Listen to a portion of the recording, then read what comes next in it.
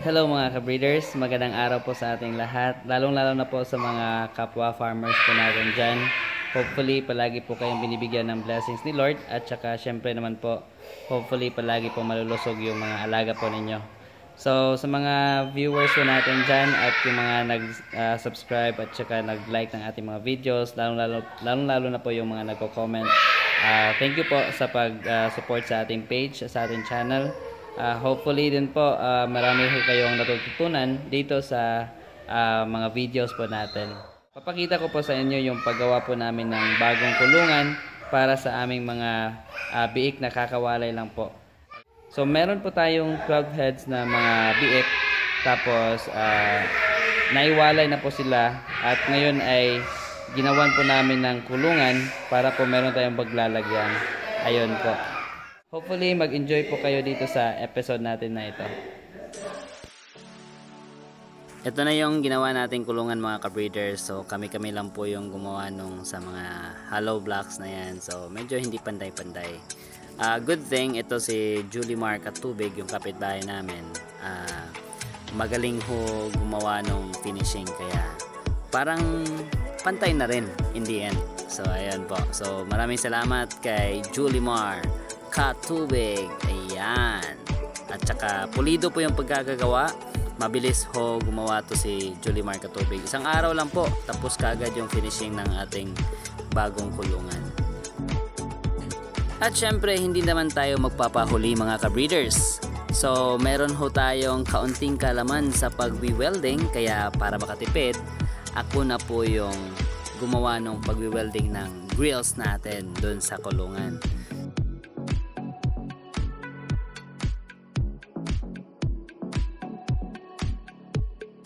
Inuna muna natin yung harapang bahagi ng kulungan mga ka-breeders ng grills, so para po matibay. So 4 na dowels po yung nilagay natin dyan para pagkakabitan ng grills. Kaya ayun, meron tayong paglalagyan para matibay po yung grills natin.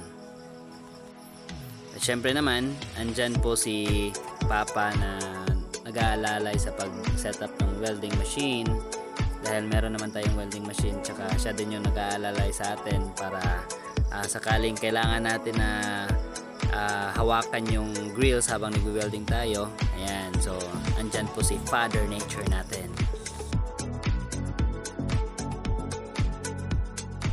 So careful lang po tayo sa pag-welding mga ka-breeders kasi kahit hindi po masyadong mainit habang nag-welding tayo, kailangan pa rin natin ng mga long sleeve, mga mask, tsaka yung glass na pang welding kasi nakakasilaw po yung sinag ng welding na yan. Tapos syempre kahit hindi natin feel yung init dahil minsan-minsan lang naman yung pag-spark ng welding machine, kailangan pa rin natin yung long sleeve dahil nakakasunog po ng balat.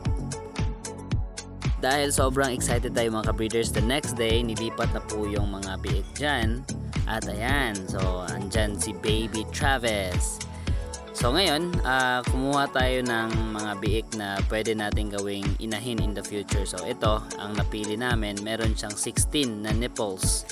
Kaya yan yung gagamitin nating pang future na inahin. Dahil kakawalay lang ng ating mga biik mga ka-breeders at kakalipat lang, pupurgahin natin to gamit yung powder na ivermectin. So sa pagpupurga, dahil 12 heads sila, as per dun sa nagtitinda, sapat lang po itong isang powder na to. So syempre magbabase tayo dun sa dosage. So ito yung design ng aming kulungan mga ka-breeders. Tingnan nyo yung purpose niya na. Ayan. So meron naka-offset yung grills na yan para hindi mahirapan yung pag nagpapakain tayo, diba? Ayan. So easy na lang yung pagpapakain natin dahil meron siyang space dito sa harapan. So ihulog mo lang yung pagkain dyan, hindi na matatapon, diba? So it would be that easy for us para magpakain ng ating mga biik. Ayan, kasi naka-offset yan. Yan yung sistema natin sa ating kulungan. Oh, diba? Hindi rin magpapahuli yung engineer natin mga kabreeders. Ayan, nag-i-inspection na si Engineer Travis. So, chine-check niya mabuti yung pagkakagawa ng kulungan na yan at kung matibay ba. Eh, pumasa naman. Kaya, goods na goods. So, ayan mga kabreeders, meron siyang more or less mga 3 inches na naka-offset dito. Tapos nag 4 inches na tong mga grills natin na yan. Yung distance niya 4 inches. Tapos ito sa taas more or less nasa 5 or 6, almost 6 inches to. Pati rin dito. Ayan. Tapos ang ginawa natin dahil naka-offset to, puhulog mo lang dito yung pagkain. Tapos itong semento natin medyo naka-slope to. Papunta doon para pag may natapon dito ng mga pagkain, madali lang siya itutulak para mapunta sa kainan nila. Yung mga baboy din pala natin mga kabreeders, yung mga biik, actually product din yun ng artificial insemination ni Edsel Ramirez. So we are so blessed kasi kapag nangangailangan ho kami ng tulong, lalong lalo na sa pag-inseminate, andyan ho palagi si Papa Edsel Ramirez. Kaya hindi po kami nagisisisi dahil unang-una nakakatipid po tayo sa artificial insemination.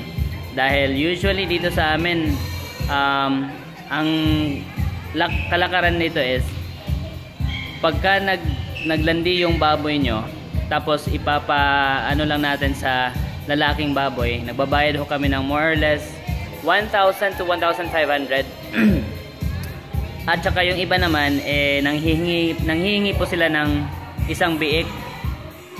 Instead na babayaran ho namin sila, isang biik po yung hihingin, isang share. Kaya malaki yung natitipid namin kasi magbabayad lang po kami ng 500 pesos kapag nagpa-artificial insemination. Tsaka in the end, maganda po yung quality. Ayun. So kaya hindi kami nagdadalawang isip para sa artificial insemination. Ayan po. So shoutout ulit kay Edsel Ramirez. Marami pong salamat, Papa Edsel Ramirez. Gumawa po tayo ng bagong kulungan. So kami lang po yung gumawa nun. Dahil syempre gusto din po namin na makatipid. Yun nga lang, hindi tayo masyado marunong. So sinubukan lang po namin. Medyo okay naman. Tsaka believe po ako dun sa gumawa nung nag-finishing. Kasi kahit hindi po pantay-pantay yung mga hollow blocks natin, in the end, parang pantay ho yung pagkakagawa, no? So ayun, so ano po yun, shout out po kay Julimar Katubig. Yan, kapitbahay po namin. So hopefully mga kabreeders, meron naman kayong natutunan at nag-enjoy ho kayo dito sa episode natin na ito. So thank you so much po. God bless us all. Goodbye and happy breeding.